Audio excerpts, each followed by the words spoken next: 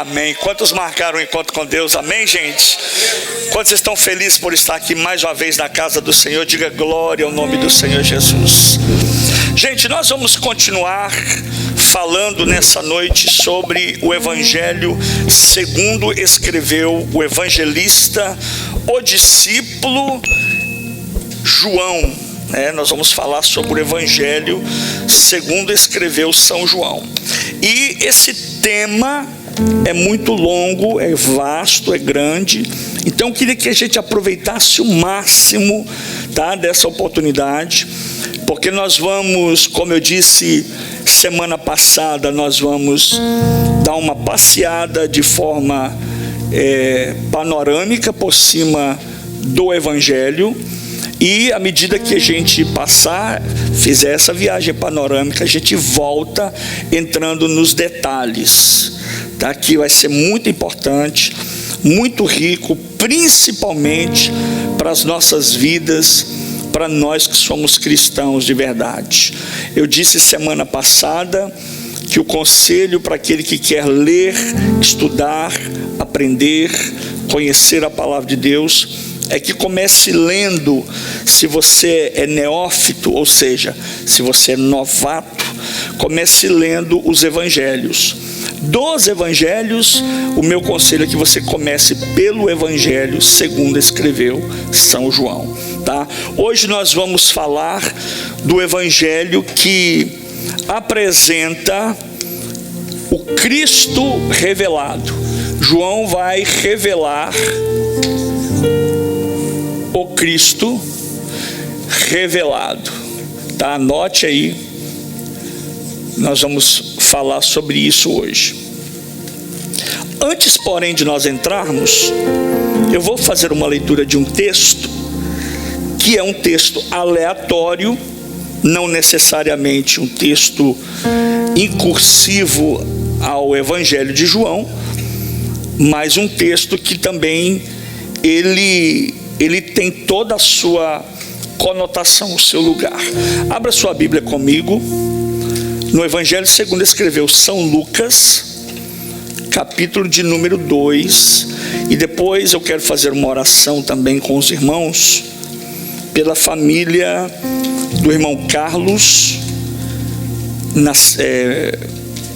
esqueci o sobrenome dele, Domiciano, e a irmã Luciana. A irmã Luciana, nessa tarde, o seu papai veio falecer. Oi? Sim, meu bem.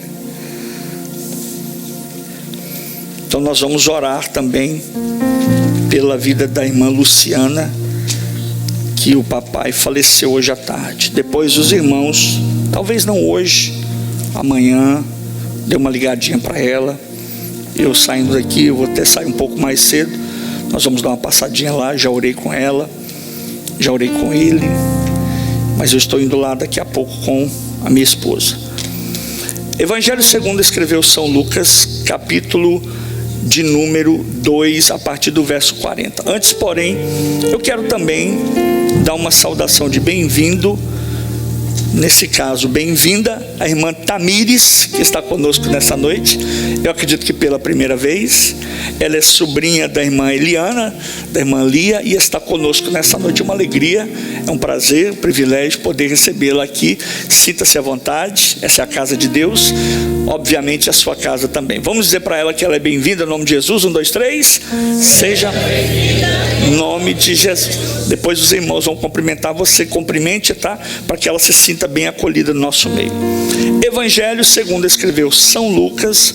Nós estaremos falando de João, mas eu quero ler Lucas 2, 40. Já está na tela. O interessante da tela é para ajudar aqueles no domingo e na terça também que tem dificuldade de procurar a Bíblia. Mas o meu conselho para você, tá? Eu sempre digo para os pastores, os líderes, quando nós temos reuniões, toda reunião de liderança tem que trazer a Bíblia. O crente sem a Bíblia é um crente desarmado, né? Ah, pastor, mas eu guardei a palavra no meu coração. É verdade, mas você tem que ter a palavra de Deus com você. Desembainhe a sua espada e abra a palavra de Deus. Eu ainda sou daquele tempo antigo, apesar de que tenho no meu telefone, no meu iPad, no meu computador, dezenas de versões da Bíblia. Mas eu gosto de ouvir o farfalhar das páginas. Lucas capítulo 2, verso 40, diz assim: e o menino... Aliás, vou ler a partir do verso 39. Volta um verso para nós aí. E quando acabaram de cumprir tudo segundo a lei do Senhor, voltaram à Galileia para a sua cidade de Nazaré. E o menino crescia e se fortalecia em espírito, cheio de sabedoria, e a graça de Deus estava sobre ele. Ora, todos os anos iam seus pais a Jerusalém à festa da Páscoa. E tendo ele já 12 anos, quantos anos? Subiram a Jerusalém, segundo o costume do dia da festa. Amém. Só até aí. Eu quero deixar esse texto para os irmãos, porque o próprio texto, por si próprio, nos mostra que os nossos filhos têm que estar crescendo na palavra de Deus. Jesus foi esse exemplo. Cada pai tem o dever, a responsabilidade de trazer o seu filho para a igreja. É culto de oração, traga para a igreja. É culto de vigília, traga para a igreja. É culto de ensino, traga para a igreja. É culto de evangelismo, traga para a igreja.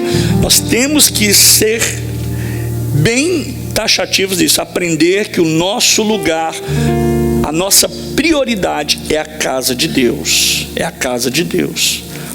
A Bíblia está repleta de textos que diz que a casa de Deus é a nossa prioridade.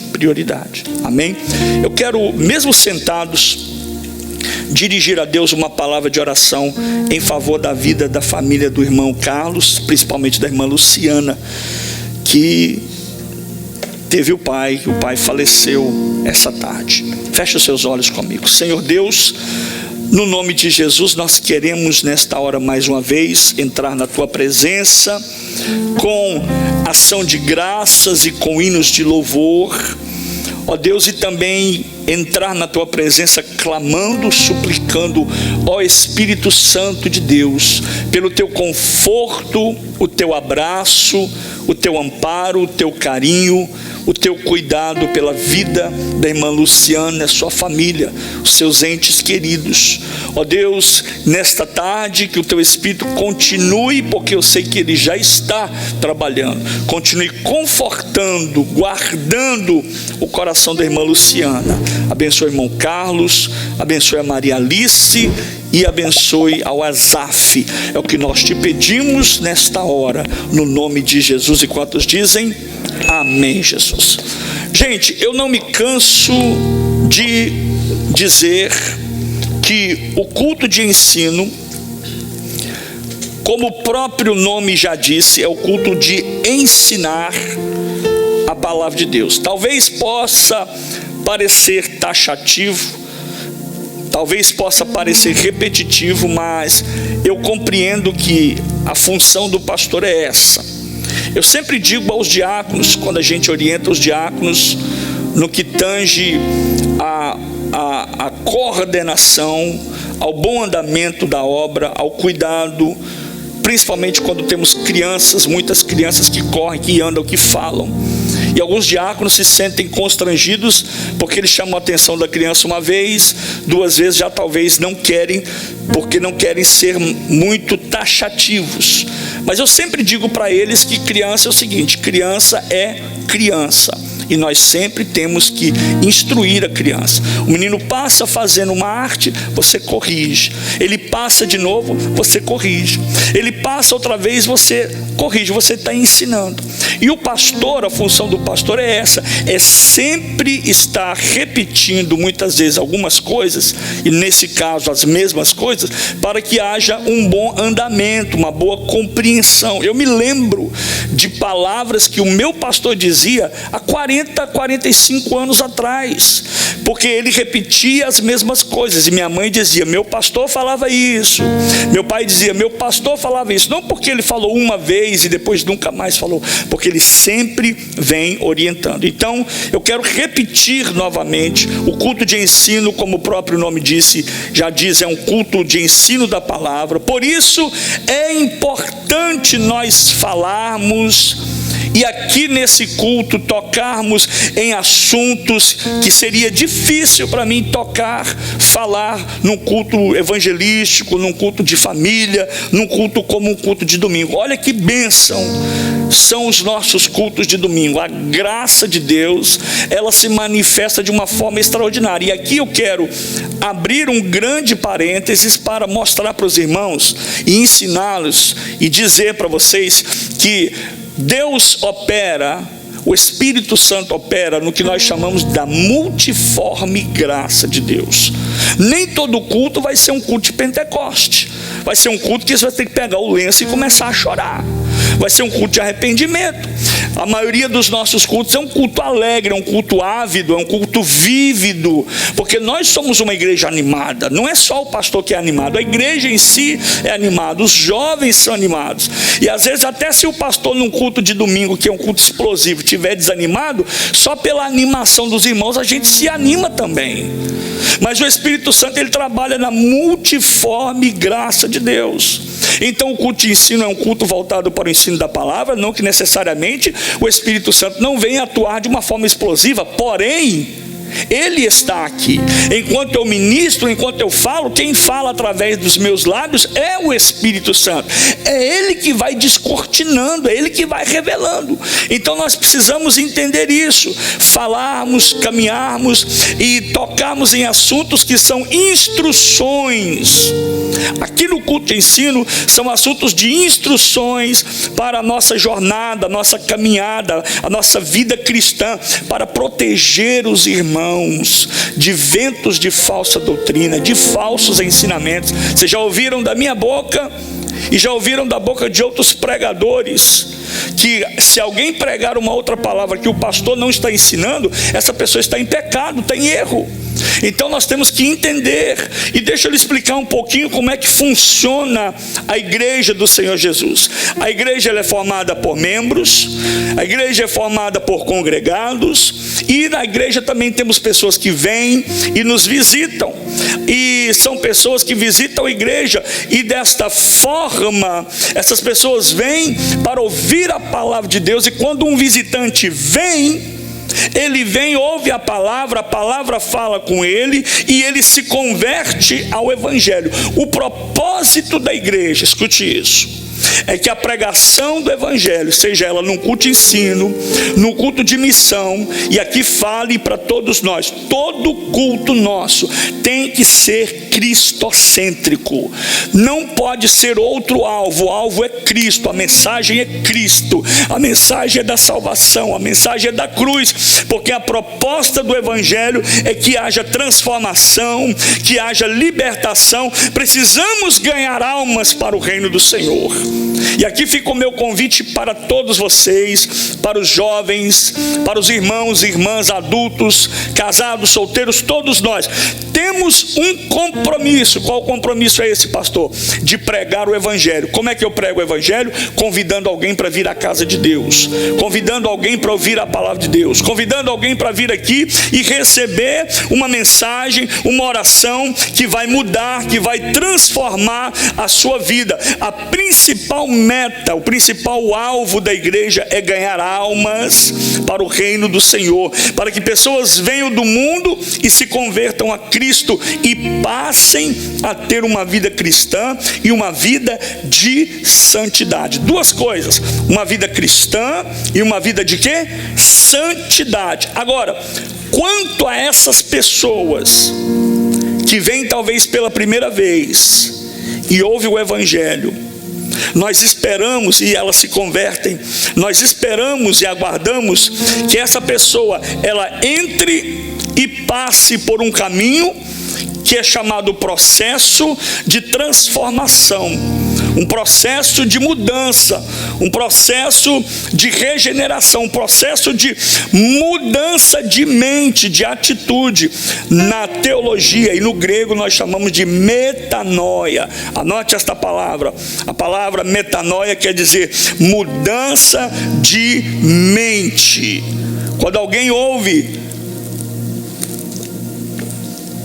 a palavra de Deus ela tem o poder de ensinar, de corrigir, de redarguir e de exortar. Eu sou ensinado pela palavra de Deus. Então, quando essas pessoas vêm para Cristo, nós temos a expectativa que essas pessoas venham e mudem de comportamento. Esse é um grupo. Segundo grupo são aqueles que já estão na igreja. Aqueles que estão na igreja há 10, 20, 30, 40, 50 anos. A proposta inicial do Evangelho, da Bíblia, da Palavra de Deus é: venha como você está e Deus o transformará. Jesus tem o poder de mudar. Se eu disse certa vez, uma vez eu preguei uma mensagem no rádio ainda, eu me lembro lá em Boston, e eu disse o seguinte, na minha mensagem, o tema da minha mensagem era: se o Evangelho de Jesus não te mudar, nada mais muda. Nada mais muda. Só que Ele é poderoso para mudar. Então a ideia é que quando os irmãos vêm para Cristo, eles vêm e se transformem. Agora nós temos pessoas que estão na igreja há 10, 15, 20, 30, 40, 50 anos. A minha esperança, a minha expectativa de lidar com pessoas que são considerados maduros na fé é que eles tenham um comportamento de cristão, uma atitude santa, o seu palavreado seja um palavreado de cristão, a sua postura seja uma postura de crente. Ele não venha dar dor de cabeça, não venha dar mau testemunho, ele venha ser um crente de verdade. Tá? Então a minha oração nessa noite é que possamos todos os dias, seja que você veio para Jesus ontem, ou você que já está no Evangelho há muito tempo, a minha oração é que possamos todos os dias nós entregarmos a nossa vida a Jesus e viver uma vida pautada na palavra de Deus, uma vida transformada, uma vida de testemunho de um verdadeiro cristão. Quantos entenderam? Digam amém. Eu precisava falar isso para vocês. Falando de João, o Evangelho de João apresenta Cristo como Cristo revelado. Nós falamos da semana passada sobre vários pontos interessantes, importantes da vida de João, o contexto do Evangelho, a diferença entre os livros. Quem se lembra dos 3 livros? Como é que eles têm os nomes de livros sinóticos? Qual a diferença? O porquê que eles são considerados livros sinóticos ou sinópticos também? Falamos da intimidade, da ínfima intimidade de João com Jesus, a ponto de João ser o único que reclinava a sua cabeça no peito de Jesus. A gente falou tanta coisa linda, maravilhosa. E o Evangelho de João continua de uma forma muito, muito, muito ímpar, muito singular, muito especial, revelando, mostrando o Cristo de verdade. E agora o Evangelho de João vai mostrar o Cristo revelado e também vai apontar o Espírito Santo mais à frente. O Evangelho de João, o livro, apresenta Jesus como o único filho gerado por Deus que se tornou carne. Olha, eu vou anotar aqui que eu vou dizer algo que é importante. O único filho gerado de Deus que se tornou carne. Olha, nós temos aqui pelo menos 2 pontos teológicos cruciais. Primeiro, como é que Cristo pode ser o filho gerado, sendo que ele não tem começo, não tem meio e não tem fim. Se ele é um Cristo, um filho gerado, essa palavra ou essa expressão, o único, porque na verdade aqui não tem muito mistério, ele é o único filho de Deus, tá? E aqui nesse termo teológico, ele derruba várias seitas a respeito da existência de Cristo. Porque nós não estamos estudando seitas e heresias aqui, mas nós temos várias seitas, nós as consideramos como seitas, porque toda religião, ou toda denominação, ou todo segmento que fere a espinha dorsal, que fere Cristo no seu conteúdo e na essência, ele deixa de ser cristocêntrico, ele se torna uma seita. Nós temos várias seitas que olham para Cristo como um herói, tá? Nós temos outras seitas que olham para Cristo como um profeta.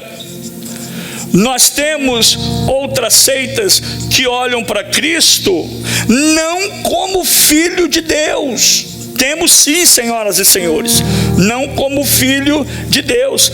E por fim, vou colocar só mais uma, poderíamos colocar mais. Temos várias seitas que apresentam Cristo, o Filho de Deus, como teve princípio a sua existência. Teve princípio a sua existência. Entre essas seitas, nós temos os conhecidos TJs. Os TJs falam que Cristo, ele teve o início.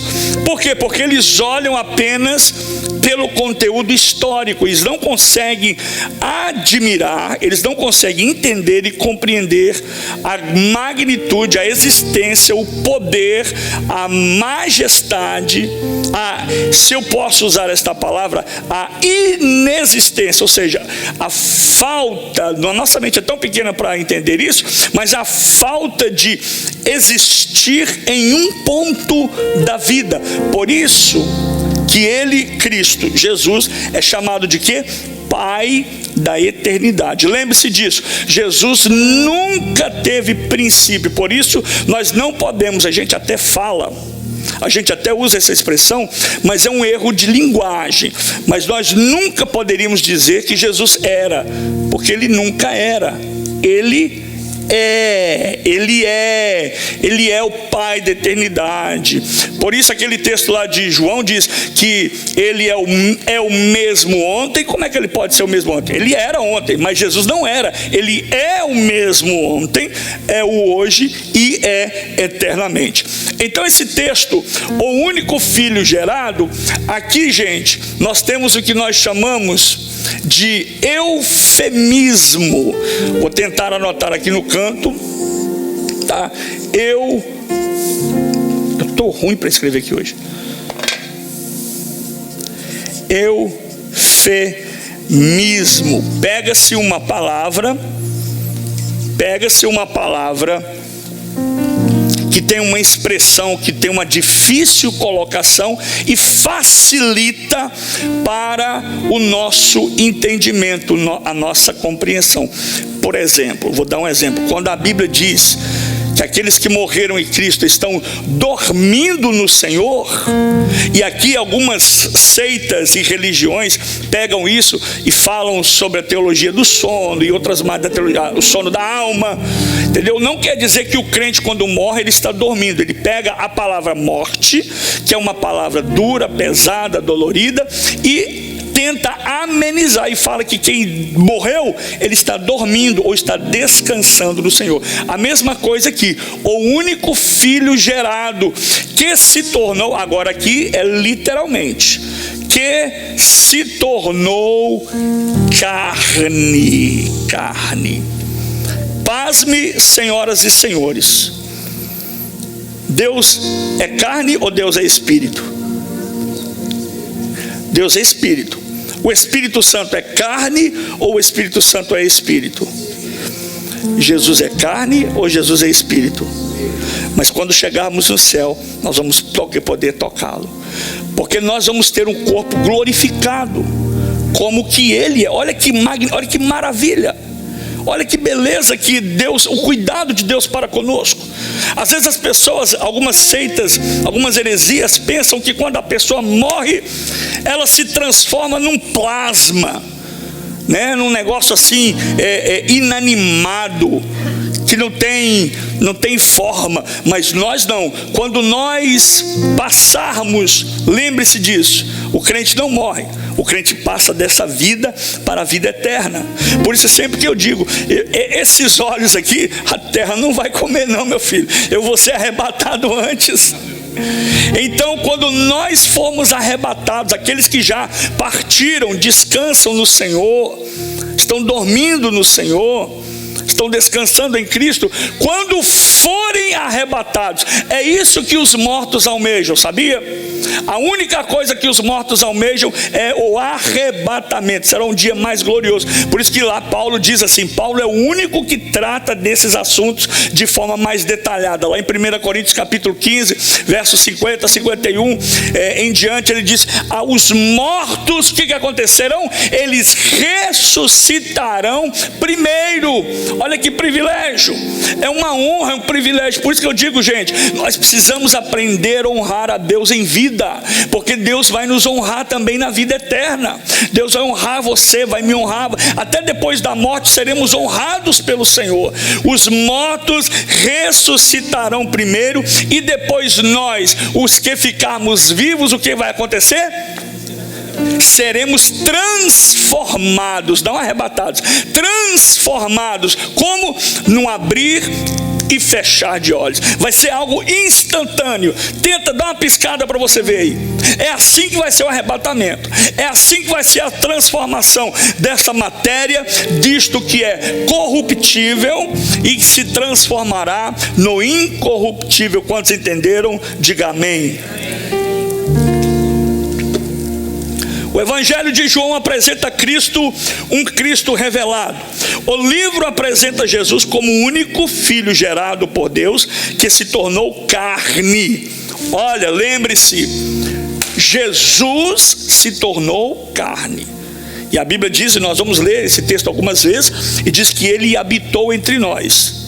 E vimos a sua glória, como a glória do unigênito do Pai. Para João, a humanidade de Jesus significava uma missão dupla. Hoje nós vamos escrever bastante, tá? Vou apagar, se alguém quiser tirar foto, tire agora, tá bom? O Cristo revelado. Vou apagar, posso apagar, gente? Então vamos lá.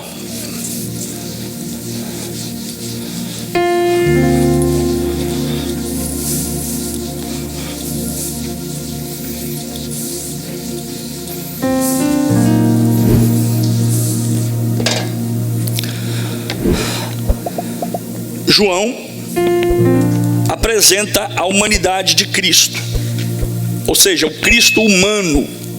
Ele não teve vergonha, ele não teve medo, ele não mediu esforços para mostrar o Cristo humano. Precisamos entender isso.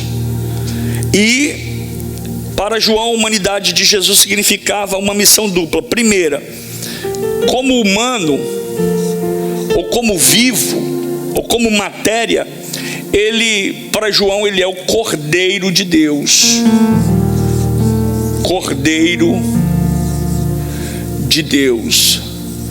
Veja aqui o símbolo do sacrifício, né? João vai dizer que ele é ele é o Cordeiro de Deus, que tira o pecado do mundo, através do sacrifício, da imolação, do sacrifício do Cordeiro, da morte do Cordeiro, tá? O Cordeiro foi um sacrifício para a remissão dos pecados.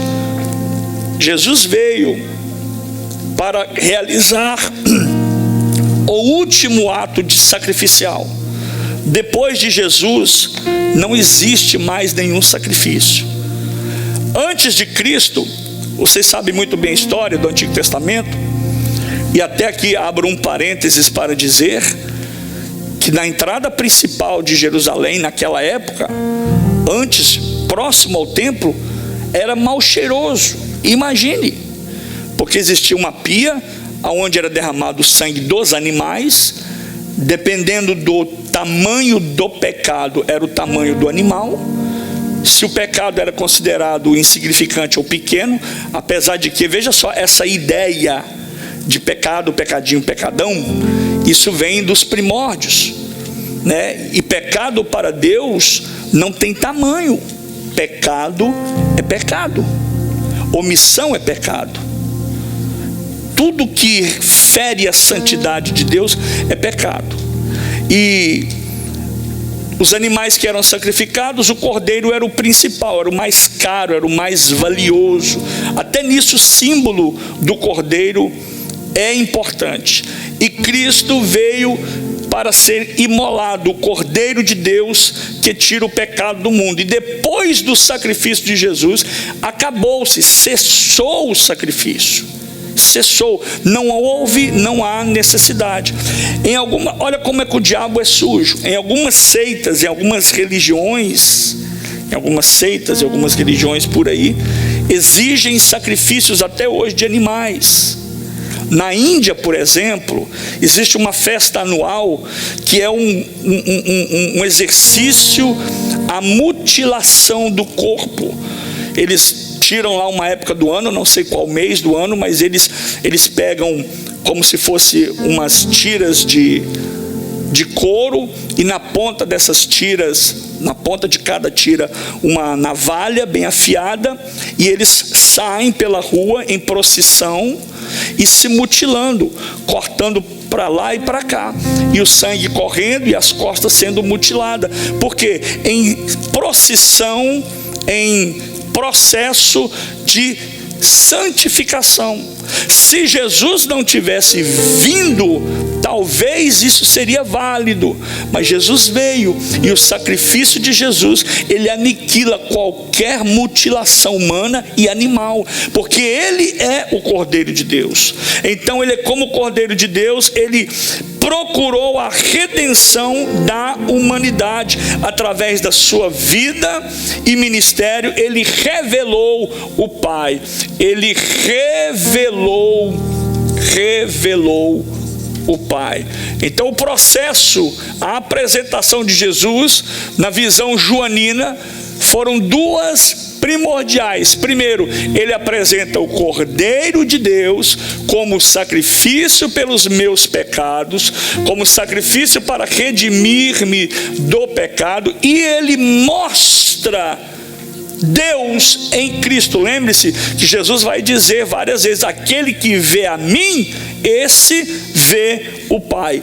Então Cristo colocou-se coerentemente além de si mesmo perante o Pai, para que o havia enviado e a quem ele buscava glorificar. Na verdade, os próprios milagres que Jesus realizou foram sinais que testemunhavam a missão divina do Filho de Deus. Os sinais, tá? Foram a apresentação, os sinais de Cristo, tá? Os milagres foram sinais de testemunho do Filho de Deus. Os milagres foram os sinais, tá? Os milagres